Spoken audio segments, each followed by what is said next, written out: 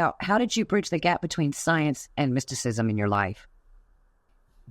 Before it had a huge gap. It's like impossible to bridge it. And then it's that flood of information of science studies, life science studies.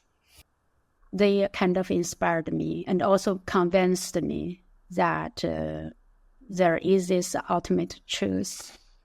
And those abundant evidence through the highly credible institutions.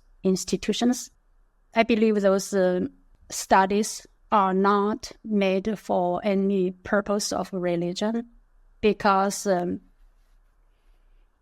China is a Communist Party lead government, right? So they are not promoting any religion and they are science believers. So they sponsored those universities to do those, life sciences studies. I think they are for the purpose to try to find the scientific answers why such miracles can happen. Yeah. So I think it's those studies, the evidence convinced me, and then there is no more gap. And I think the thing that made me understood is that the experiments they showed proved that consciousness is in everything. Okay. I could not believe that before. Yeah. But once you understood that, then everything else makes sense. Yeah. Okay. That's a totally different concept than what I thought of before, but it's something new to look at. Now, once you embraced the law of attraction, what would you say were the most striking changes in your life once you embraced it? I think the most striking change is that I no longer pay attention to politics. Like before, I read politics every day and talk about it, almost every day, right? And now I only read the titles in the news and I don't look into the detail. Rarely talk about politics. Oh, we still do, but not very frequent like before, like once every day. Now probably every once a week. And also I do not engage with like a long discussion with anybody about politics anymore because now I feel like I understood why it's like that. Right. And anyway, so then I don't participate. Another change is that after embraced the law of attraction, almost every good thing I envisioned, it became my reality, or the reality is even better than I imagined. So I think the reason why I had such a limited life and then more limited before is because I lost my, I think it's ability to relax my mind. Yeah. So the things I could imagine were like almost those practical problems in my life. And the more I thought about them, the more they happened. Yeah, so everything you worry about it, everything happened. Yeah. Yeah, that's what I've struggled with a lot with that. So I see what you're talking about. Yeah, I was a very compassionate person. I'm still is, maybe even more because I now become more open, more relaxed. I'm a Pisces. Pisces are more compassionate because we have every other science feature inside us. So somebody else's pain, I feel more pain in myself. Right. So, but before, so I saw the pain, then I worry about that pain, and then I try to help, then I focus on that pain. But now I do it differently. That's what I'm trying to find is to do it differently. Yes. Switch channel. Changing channels. They need to learn how to change channels. Yes. How did the teachings of Buddha influence your understanding of self-sufficiency and awakening? So before I learned the Buddha's teaching, I thought that my life is just the body. It will end when the body is dead. And I did not know that I am much more than my body. The Buddha's teaching helped me to understand what my true self is self-sufficient. It's the same like what we said about the meditation. So the teaching, the Buddha's teaching is kind of give you 84,000 ways to let your mind to relax, to rest. And then so your true self can shine. Yeah. Okay. So it's like the true self is like a mainframe computer, right? Okay. And then so we are on the terminal. Yeah. So it's not that we are just the computer disconnected with the mainframe. It's like every computer has access to all the information in that mainframe computer, as long as you have the password. And in the Buddha's teaching is give you those passwords. And you do it. You remember your password, and then you will go there. Yeah. So, how would you put the Four Noble Truths of Buddhism into relation to the law of attraction?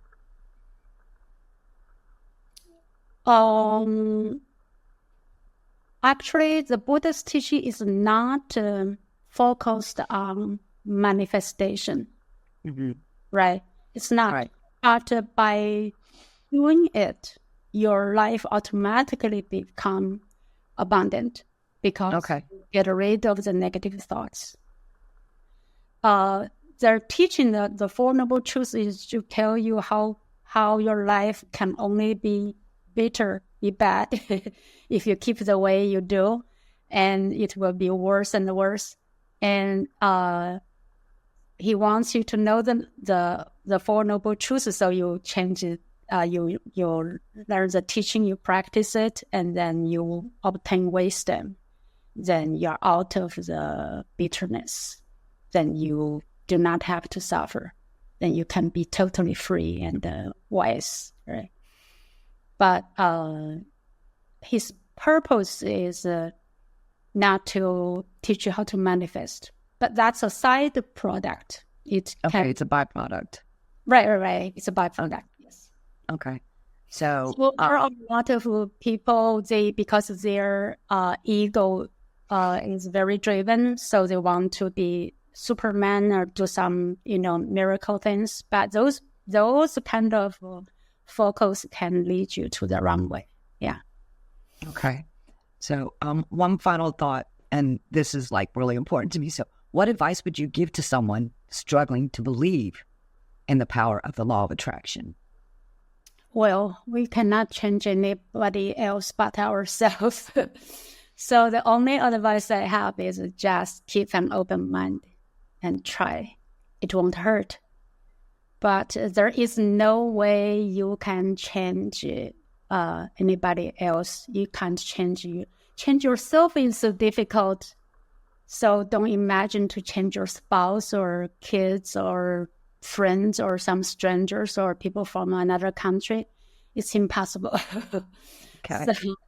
So the Buddha's teaching is like you change yourself to be the light. And then when your surroundings see you shine and then they want to be like you, then you can like them. Right. It's like that. But there is no way you can change them. Right. Okay. But open mind, just relax and identify. Observe our thoughts to identify the voice is from our ego. Okay. Heart. From the ego, it's emotional. If you are emotional, that's from the ego. Okay. So if you're angry, upset, or overexcited, those are from the ego. If it's from your heart, it makes you tranquil, peaceful, and just like, very stable. Yeah. Okay. So and very sure. So, what would you suggest on helping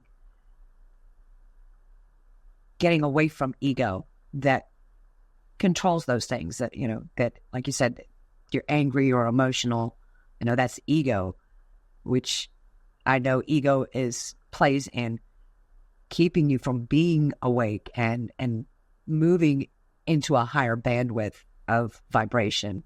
How do you, is that through more meditation? How would you suggest, getting through that? I think it's from meditation. And also the meditation is not only the way you sit there, right?